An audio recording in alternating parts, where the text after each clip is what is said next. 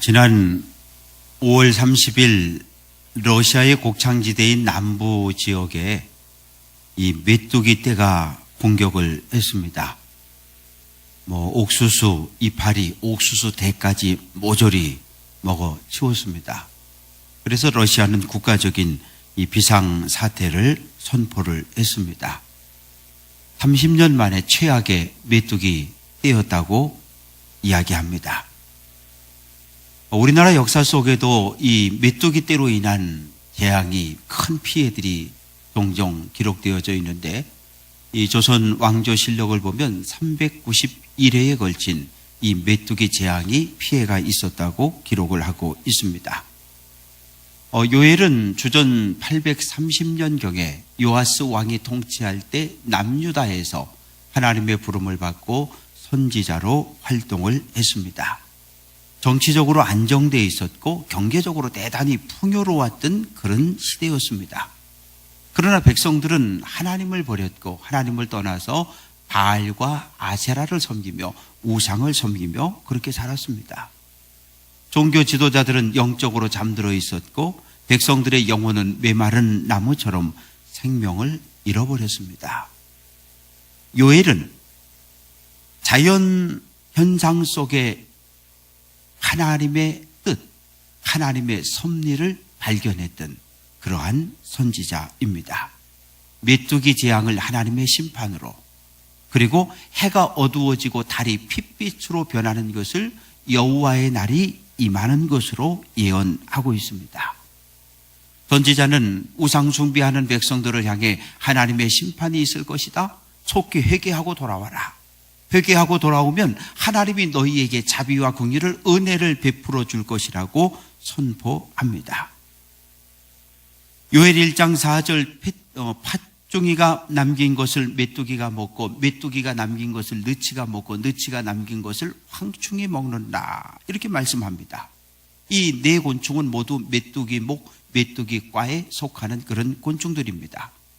밀과 보리, 과일나무, 풀, 하여튼 모든 것을 다 먹어치웠습니다.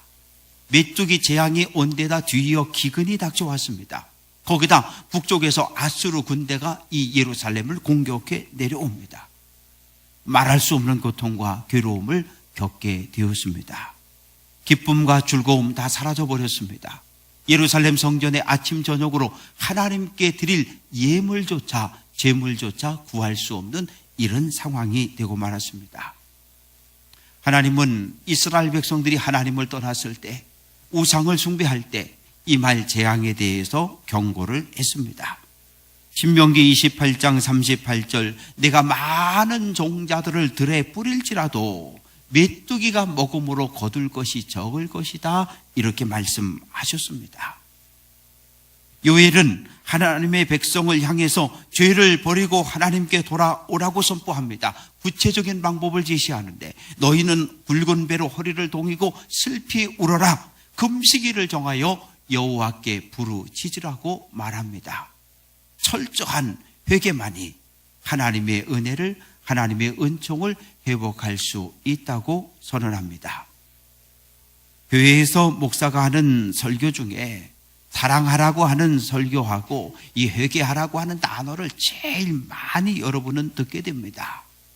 사랑하라는 말을 가장 많이 하지만 사랑하는 게 잘 안 되고, 회개하라는 말을 가장 많이 듣지만 회개하는 일이 잘 안 됩니다. 회개라고 하는 단어의 히브리어는 슈브라고 하는 건데, 이 방향을 돌이켜라, 그런 뜻입니다. 하나님이 여기 계신데 하나님에게서 점점 멀어지는 방향으로 우리의 삶이 나가고 있는데, 어느 날 하나님은 말씀을 통해서 우리에게 멈춰라, 돌아서라, 그리고 하나님께 나아오라. 이게 회개입니다. 너희는 옷을 찢지 말고 마음을 찢고 너희 하나님 여호와께로 돌아오라고 말합니다. 유대인들은 이 마음이라고 하는 자리가 하나님이 거하시는 자리라고 그렇게 믿었습니다. 그러면 마음을 찢는단 말은 산산조각을 내버리다, 그런 뜻이에요. 무엇을? 우리 마음속에 가득 차 있는 자아, 내 생각, 내 고집, 내 교만, 이걸 그냥 산산조각 내버리라는 말입니다. 산산이 부서지고 깨진 우리의 마음속에 하나님의 은혜가 임하기 때문입니다. 마음을 찢으라. 구체적으로 어떤 명령일까요? 고람레오 하나님 앞에서 죄를 고백하는 것, 이게 회개입니다. 예레미야 3장 13절, 너는 오직 내 죄를 자복하라고 말합니다. 그저 적당히 얼버무려서 하나님 제가 생각해 보니까 잘못된 것 같아요, 그런 고백 말고요, 아주 구체적인 죄의 고백을 내어놓으라는 겁니다. 죄를 짓고 있는 삶의 환경을 떠나라고 말합니다. 죄 짓는 습관에서 벗어나라고 말합니다. 알코올과 마약, 도박, 모든 중독으로부터 끊고 그 자리를 떠나야 한다고 이렇게 명령을 하고 있습니다. 에스겔 18장 30절, 너희는 돌이켜 모든 죄에서 떠날지어다. 그리한즉 그것이 너희에게 죄악의 걸림돌이 되지 않는다고 말씀합니다. 하나님께로 돌아가야 합니다. 예언자들과 선지자들은 끊임없이 하나님께로 돌아오라고, 회개하라고 외치고 있습니다. 메뚜기 떼가 다 먹어치웠습니다. 먹을 양식이 떨어져 버렸잖아요. 거기다 기근이 닥쳐왔습니다. 생명의 위협을 겪게 되었습니다. 50년대 60년대 보릿고개를 경험하셨잖아요. 먹을 것이 없어서 소나무를 껍질을 벗기고 풀을 뜯고 그렇게 해서 먹고 살아온 날들이 우리의 역사 속에 있습니다. 요한복음 6장 48절, 내가 곧 생명의 떡이다, 예수님 선언하십니다. 예수님은 인자의 살을 먹고 인자의 피를 마시지 아니하면 너희 속에 생명이 없다고 말씀하십니다. 사랑하는 성도 여러분, 우리는 예수 때문에 우리는 새로운 생명을 얻었고 구원받은 삶을 살아가고 있습니다. 누가복음 15장에 보면 두 아들의 이야기가 있습니다. 어느 날 둘째 아들이 아버지에게 유산을 요구합니다. 유산이라고 하는 건 아버지가 죽을 때 분배되는 겁니다. 그런데 아버지에게, 아버지 어차피 돌아가시면 내 몫이 있는데 내 몫을 달라는 거예요. 집을 떠나겠다는 겁니다. 아버지는 만류합니다. 아들아, 안 된다. 넌 아직 독립할 만큼, 아버지의 품을 떠날 만큼 성숙하지 않았다고 이야기합니다. 그러나 아버지, 얼른 내놓으세요. 때를 씁니다. 그래서 아버지가 이 유산을 정리해서 둘째 아들에게 주잖아요. 아버지의 영향력이 미치지 않은 먼 도시에 가서 어떻게 했습니까? 허랑방탕하며 물질을 다 소비했다, 그렇게 기록하고 있습니다. 허랑방탕하다, 이 말 속엔 술 취해서 올바른 삶을 살지 못했다, 그런 뜻입니다. 하나님께 주어진 것인데, 하나님께로부터 아버지에게서 나에게 주어진 소중한 것을 허랑방탕한 생활로 다 없애버렸습니다. 돈 떨어졌네요. 기근이 찾아왔습니다. 줄인 배를 견딜 수 없어서 돼지 목장에 가서 취직을 합니다. 돼지들이 쥐엄 열매를 배불리 먹는 모습을 보며 그걸 집어먹다가 주인에게 야단을 맞습니다. 그제서야 인생의 가장 밑바닥에서 자기 잘못을 깨닫고 자기 현실을 보고 아버지 품으로 돌아가야겠다. 아버지 품으로 돌아옵니다. 요엘은 하나님의 말씀, 율법을 근거로 이스라엘 백성들의 죄를 책망합니다. 그리고 범죄한 백성들을 향해 하나님의 심판이 있을 것을 선언합니다. 그러나 너희가 만일 회개하고 죄를 뉘우치고 하나님께 돌아오면 하나님께서 너희를 구원해 주실 것이다, 너희를 회복시켜 줄 것을 선포하고 있습니다. 오늘 본문은 죄를 지었지만 회개하고 하나님께로 돌아온 백성들을 향한 위로의 말씀이 기록되어져 있습니다. 그때의 여호와께서 자기의 땅을 극진히 사랑하시어 그 백성을 불쌍히 여기실 것이다 라고 말합니다. 범죄했을지라도 회개하면 불쌍히 여기시고, 죄를 지었을지라도, 우상을 숭배했을지라도 진실로 회개하고 뉘어지면 징계를 멈추시는 분이 하나님이십니다. 징계로 주어졌던 메뚜기 떼가 물러가게 했습니다. 북쪽에서 쳐들어오던 아수르 군대를 멸망시키셨고 남유다를 구원해 주셨습니다. 선지자는 메뚜기 떼와 기근으로 인해 황폐화된 땅에 이른 비와 늦은 비가 내릴 것을 예언하고 있습니다. 이 농업과 목축이 주업인 유대, 이 비는 생명입니다. 기쁜 소식이죠. 이 가나안 땅에는 1년에 비가 400mm 정도 내립니다. 400mm. 그런데 문제는 이 400mm 내리는 이 비를 저장할 수가 없어요. 왜? 땅 전체가 석회암지대이기 때문에 비가 오면 그냥 땅 속으로 물이 쑥쑥쑥쑥 다 들어가 버립니다. 그래서 이 씨 뿌리기 전에 내리는 이른 비, 그리고 추수하기 전에 곡식들이 알알이 익어갈 때 꼭 필요한 늦은 비는 생명입니다. 그래서 농부들은 간절히 기다립니다. 유대인들은 적절한 때 내리는 비를 하나님의 축복으로 여겼습니다. 성도들의 삶에 하나님이 내리시는 이른 비와 늦은 비의 축복이 임함으로 행복하고 풍요로운 삶을 살아갈 수 있기를 주님의 이름으로 축원합니다. 메뚜기 때 휩쓸고 지나가고 기근이 오고 그 고통은 여러 해 동안 계속되어집니다. 메뚜기와 느치와 황충과 팥중이가 먹은 횟수대로 너희에게 갚아주리라. 회개하고 하나님께 돌아온 백성들을 향해서 그동안 너희가 입었던 모든 손해와 손실을 다 회복시켜 주겠다고 약속하고 있습니다. 굶주림, 고통에서 벗어날 것을 약속하고 있습니다. 사랑하는 성도 여러분, 우리는 받은 은혜에 감사함으로 하나님을 찬양해야 합니다. 찬양이 무엇입니까? 구원받은 성도가 감사한 마음을 곡조로 찬양으로 올려드리는 것, 신앙의 고백이 바로 찬송입니다. 요엘은 두 가지를 기억하라고 말합니다. 하나님이 이스라엘 속에 거하는 것을 기억하라고 말합니다. 임마누엘 하시는 하나님을 기억하라고 말합니다. 여호와 하나님만이 우리의 하나님 되심을 기억하라고 말하고 있습니다. 하나님의 은혜가 언제나 먼저 이스라엘 백성 위에 임했습니다. 그 후에 백성들은 하나님께 찬양과 감사를 올려드렸습니다. 오늘 우리의 삶은 어떠합니까? 하나님의 은혜가 우리 모두의 삶 속에 풍족히 임했고 그 임한 하나님의 은혜에 대해 우리는 감사하고 찬양하며 영광을 돌리고 있습니다. 영어에서 감사라고 하는 단어는 think, 생각하다라고 하는 단어는 sink입니다. 그런데 이 어원, 뿌리가 같습니다. 감사의 본질은 다른 사람을 배려하는 마음, 이게 감사입니다.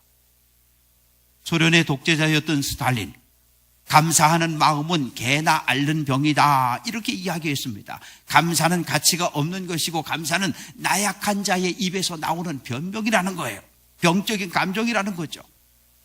왜 스탈린은 감사에 대해 이렇게 부정적인 말을 쏟아냈을까요? 이 스탈린은 정권을 잡은 동안에 정치범 100만 명을 살해했습니다. 조금만 마음에 들지 않으면 무조건 다 죽였어요. 그리고 수용소를 만들어 놓고 1000만 명을 정치범을 거기다 갖다 가둬버렸습니다. 그런 사람의 입에서 감사하다라고 하는 말이 나오는 그 순간 그는 더 이상 자기 권력을 유지할 수 없음을 알았기 때문입니다. 겉모습은 당당했지만 총과 칼로 무장한 사람들이 지켰지만 그의 마음은 늘 불안과 근심, 두려움에 빠져 살았다고 합니다. 누가복음 17장을 보면 10명의 나병 환자가 등장합니다. 멀리서 예수님을 발견하고 외칩니다. 예수, 선생님이여, 우리를 불쌍히 여기소서 외치는 거예요. 예수님이 멀찍이 서서 제사장에게 가서 너희 몸을 보여라, 이렇게 말씀하십니다. 그래서 이 10명의 나병 환자가 달려가기 시작하는 거예요. 어디로? 제사장이 있는 곳으로, 예루살렘으로, 성소로 달려갑니다. 달려가다 보니까 몸에 나병이 다 나았어요. 그런데 성경은 한 사람만 돌아왔다. 한 사람이 돌아와 예수님 앞에 무릎을 꿇고 절하고 감사를 표현했다. 예수님이 말씀하십니다. 10사람 모두가 다 깨끗함을 받지 않았느냐? 병이 다 낫지 않았느냐? 나머지 9은 어디 갔느냐 물으십니다. 사랑하는 성도 여러분, 우리 모두 하나님의 은혜를 받았고 구원을 받았습니다. 그런데 하나님의 은혜를 받은 사람은 많지만 감사하는 사람은 적다고 말씀하십니다. 감사하는 마음을 찬양으로, 삶으로, 입술의 고백으로 드러내는 성도 되시기를 주님의 이름으로 축원합니다. 요일은 이제 마지막 날에 일어날 일들에 대해 선포합니다. 구약 성경 전체를 통틀어서 볼 때 이 성령의 임재에 대해 예언한 선지자는 요엘 한 사람밖에 없습니다. 내가 내 영을 만민에게 부어주리라. 내가 내 영, 하나님의 영, 성령을 만민에게 부어주겠다고 말씀하십니다. 그런데 구약 성경을 쫙 찬찬히 읽어보면 이 성령이 임한 사람들은 몇몇 특별한 사람들에게만 성령이 임했습니다. 부살렐에게 성령이 임했을 때 성막을 만들었습니다. 온니엘과 기드온 그리고 삼손에게 여호와의 영이 임했을 때 민족을 구원했습니다. 사울에게, 다윗에게 하나님의 영이 임했습니다. 이처럼 하나님께 선택함을 받은 선지자, 왕, 일꾼들에게만, 특별한 사람들에게만 성령이 임했는데, 요엘은 여호와의 날이 오면 여호와의 영을 만민에게, 모든 사람에게 부어준다고 선포합니다. 만민, 모든 사람입니다. 자녀들, 노인들, 청년들 모두에게 성령이 임한다고 말합니다. 더욱더 놀라운 것은 남종과 여종에게 성령이 부어진다고 말씀하십니다. 사랑하는 성도 여러분, 이건 말도 안 되는 이야기입니다. 왜? 종이 사람입니까? 사람으로 인정받지 못했습니다.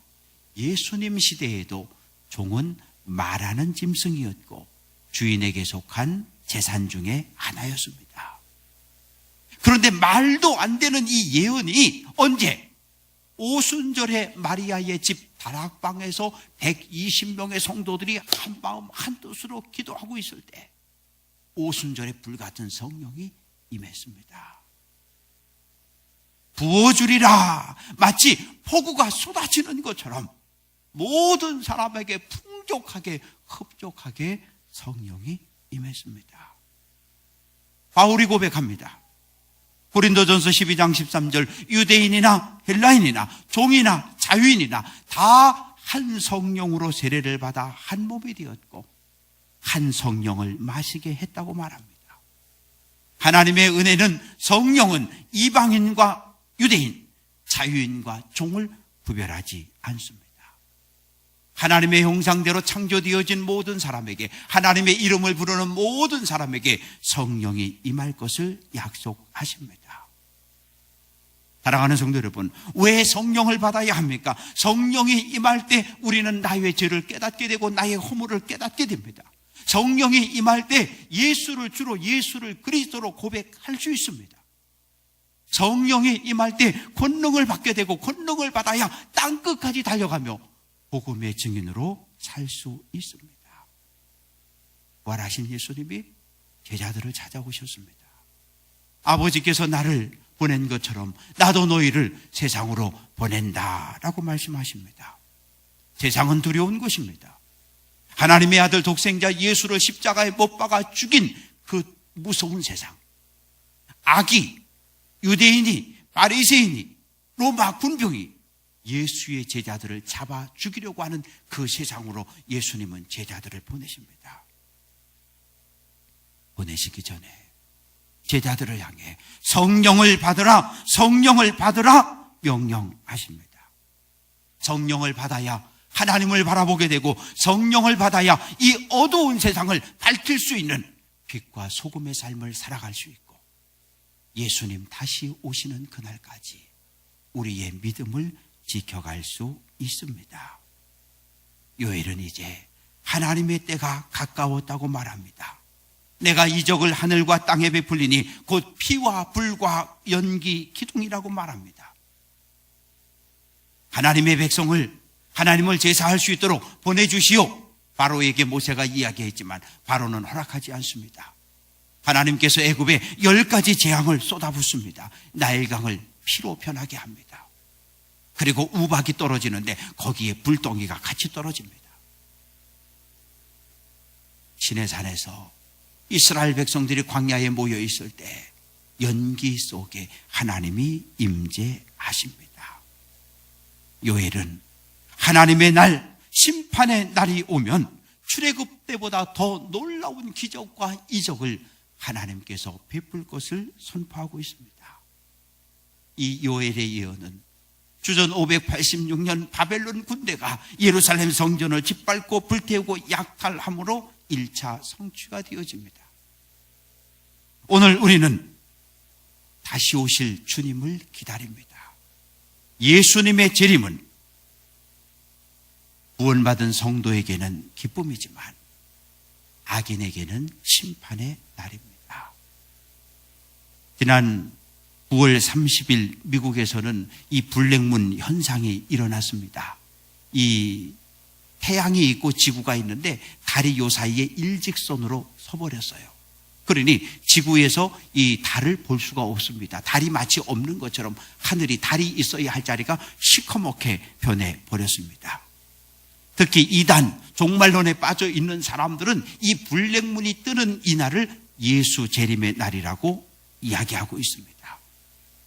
요엘은 종말을 여호와의 크고 두려운 날이라고 부릅니다. 해가 어두워지고 달이 빛빛으로 변합니다. 해와 달, 오랫동안 인류가 신으로 숭배했던 대상들입니다. 애굽 사람들은 태양신 라를 숭배했고 메소포타미아 지역의 많은 사람들은 오늘날까지도 달의 신, 월신을 숭배하고 있습니다. 하나님의 심판, 양면성을 갖고 있습니다. 여호와의 날은 악인은 심판받고 예수 믿고 구원받은 성도는 이 하나님의 택함을 받는 날입니다. 때로 하나님이 우리를 징계하셔요. 우리를 심판하시고 때리십니다. 왜? 우리 죽으라고요? 아니요. 하나님은 절대로 우리를 죽으라고 때리지 않습니다. 매를 통해, 고통을 통해, 심판을 통해 죄를 뉘우치고 하나님께로 돌아오기를 원하셔서 우리를 때리십니다. 누구든지 여호와의 이름을 부르는 자는 구원을 얻으리라. 이름을 부른다, 애타게 부르짖으며 하나님의 도움을 구하는 것. 아이들이 문제가 생기면 엄마! 부르잖아요. 어린아이가 문제가 생겼을 때 아빠! 자꾸 부르는 것처럼 고난과 고통 속에서 하나님의 이름을 부르는 자는 구원을 얻는다고 말합니다. 남은 자 중에 나 여호와의 부름을 받을 자가 있을 것이라. 하나님은 모든 시대에 남은 자들을 남겨두셨습니다. 의인이 없던 것 같은 시대에 노아를 남겨두셨고, 의인이 없는 것 같은 시대에 하나님은 7,000명의 믿음의 사람들을 남겨두셨어요.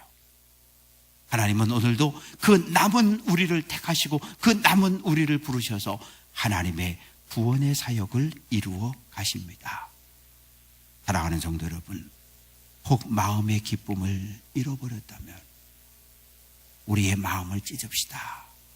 우리의 마음을 산산조각내서 하나님 앞에 나아가 내어놓으십시다. 젖은 가슴 위에 산산조각난 그 심령에 하나님의 은혜가 임하기를 기도하십시다. 예배가 회복되어져야 합니다. 영적 예배자가 되어 성령의 충만함을 입고 누리며 살아야 합니다. 오늘도 아침에 경주에서 2.7의 지진 소식이 들려왔어요. 일본에선 화산이 폭발했다고 합니다. 여기저기 전쟁의 소식이 들리고 기근의 소식이 들리고 태풍과 홍수의 소식이 늘 우리에게 들려집니다. 우연이 있습니까? 예수 믿고 구원받은 성도의 삶에 우연이란 존재하지 않습니다. 믿음의 눈을 들어 이 땅에 일어나는 모든 사건들 속에 하나님의 뜻을 발견하고 하나님의 뜻을 찾아갈 수 있는 믿음의 사람들이 될 수 있기를 주님의 이름으로 축원합니다.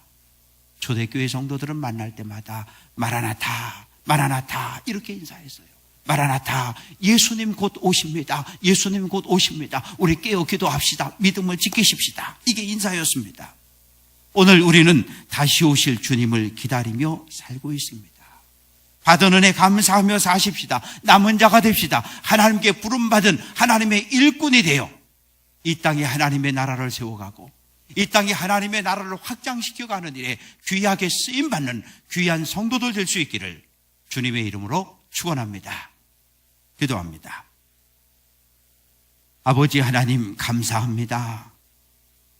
우리를 하나님의 백성 삼아 주시고 예수 그리스도의 제자 삼아 주셔서 세상으로 가라 성령을 받으라고 우리에게 말씀하시니 감사합니다. 성령 충만함으로 하나님의 일꾼 되게 하시고 성령 충만함으로 하나님께 받은 사명 온전히 감당할 수 있는 믿음의 성도들 되게 해 주옵소서. 날마다 하나님의 말씀 앞에, 날마다 십자가 앞에 나를 찢고 내 마음을 찢고 산산이 부숴 하나님의 은총이, 하나님의 은혜가 임하기를 구하는 성도들 되게 해 주옵소서. 하나님, 사랑하는 모든 성도들에게 자비와 긍휼을 베풀어 주옵소서. 성령의 충만함을 덧입혀 주옵소서. 예수 그리스도의 이름으로 기도합니다. 아멘.